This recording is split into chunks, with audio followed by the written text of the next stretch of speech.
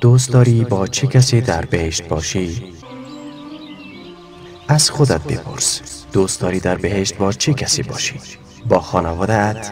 چون هر یک از ما وقتی کوچک بود دوست داشت خانواده در یک شب نشینی زیبا که مملو از محبت و دوستی است جمع شوند. تصور کن قصرهای ما در بهشت کنار هم قرار دارد. فرشتگان را در باغ قصرت می‌بینی. والملائکة یدخلون علیهم من کل باب سلام علیکم. و فرشتگان از هر در بر آنان وارد می شوند، گویند سلام بر شما باد. عشق و محبت دلهای من را پر می کند. سلام قولا من رب الرحیم. گفته می شود سلام بر شما باد به عنوان سخنی از سوی پروردگار مهربان. لا يسمعون فيها لغوا ولا تأثیما الا قیلا سلاما سلاما. در آنجا نه سخن بیهوده و نه حرف گناه آلود بشنوند مگر این سخن را که همگی سلام گویند و سلام. سلام بهشت را پر می کند. سرای سلام یعنی دارالسلام. دلهایشان یکیست، در میانشان اختلاف بغض و کینه نیست. هر آرزویی که در دل تو باشد در دل همگیست. هر چی آرزو کنی محقق می شود. چی آرزو می کنی؟ از همین حال آرزو کن. چی آرزویی برای خودت داری؟ لهم ما یشاءون فیها ولدینا مزید. آنان در آنجا هر چی خواهند دارند و در نزد ما افزون بر این است. ملاحظه کن، ما یعنی هر چی اشتها کند. و فیها ما تشتهیه الانفس و تلذ الاعین و انتم فیها خالدون. و در آنجا آنچه دل خواهد و دیدگان از آن لذت برند وجود دارد و شما در آنجا جاودان خواهید بود. چه آرزو میکنی؟ محبت و دوستی میخواهی؟ آن موجود و مداوم است و هرگز سست نمی شود. تصور کن تو و همسرت. از انس رضی الله تعالی عنه روایت شده است که رسول الله صلی الله علیه و سلم فرمودند ان فی الجنة سوقا یأتونها كل جمعة فتهب ريح الشمال فتحث في وجوههم وثيابهم فيزدادون حسنا وجمالا فيرجعون إلى أهليهم وقد ازدادوا حسنا وجمالا فيقول لهم أهلوهم والله لقد ازددتم حسنا وجمالا فيقولون وأنتم والله لقد ازددتم بعدنا حسنا وجمالا.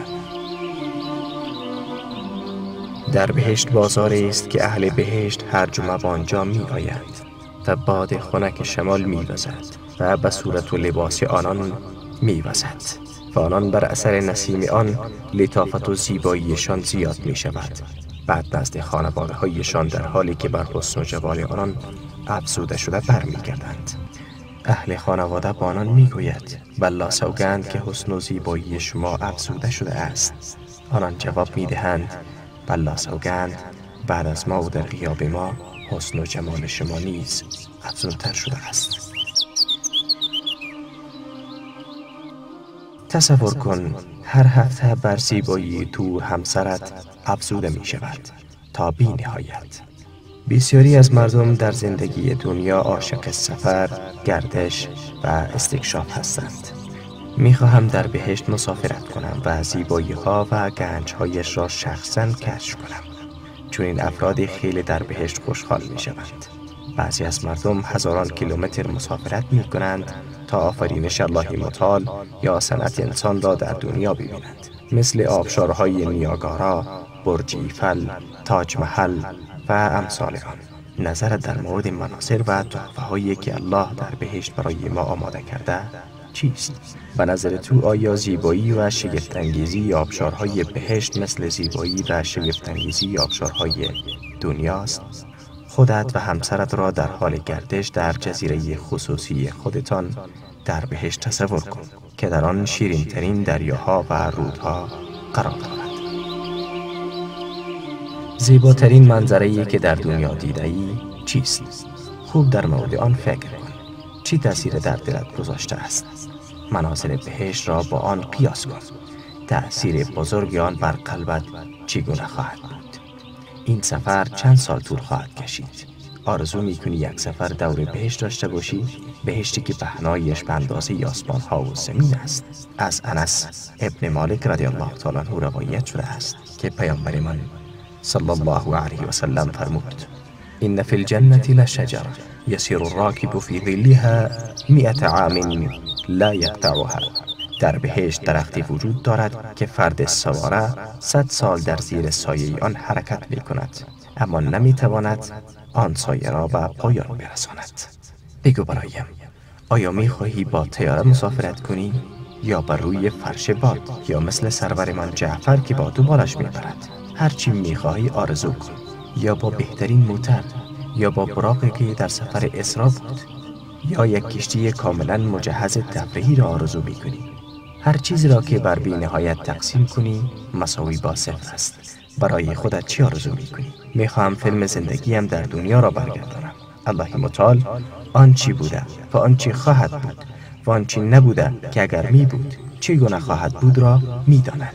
با آنچه اتفاق نیافتاده نگاه کن که اگر رخ میداد نتیجه چی بود؟ به این ترتیب عشق و محبتتان به الله و حکمتش زیادتر می شود که آنچه برای من در زمین مقدر کرده بزرگترین خیر بود. تصور کن الله تو را از حکمتش در زندگیت آگاه کند. فیلم زندگیت را می بینی در حالی که خوشحال هستی و نمیدانی چگونه از الله متعال تشکر کنی. هرچی را در دنیا برایت اتفاق افتاده یادآور می شوی. فکر کن چرا فلان روز غمگین شدی و گفتی پروردگارا چرا فلان رزق را در اختیارم قرار ندادی؟ اگر آن کار را می کرد امروز این جایگاه را در بهشت نداشتی. بیا و نگاه کن، اگر آنچه می خواستی در دنیا محقق می شد اکنون چی می کردی؟ از عشق و محبت و خجالت ذوق می شدی. آره عزیزان، زندگی در بهشت خیلی زیباست، آن هم در کنار هم عزیزانی که ما آنها را دوست داریم. یک بار تصورش را بکنید که شما با تمام آن عزیزانی هستید که آنها را دوست دارید، با هم در یک فضای مملو از محبت و دوستی آنچه که می خواهید در اختیار دارید.